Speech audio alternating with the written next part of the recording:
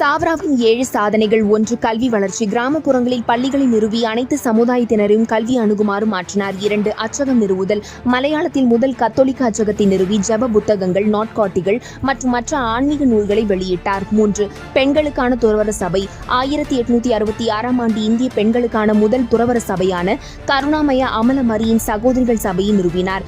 4. சமூக சேவை. ஆதரவற்றோர், ஏழைகள், அனாதைகள் ஆகியோருக்காக ஆதரவு இல்லங்களை அமைத்தார். 5. சமாதான புறா.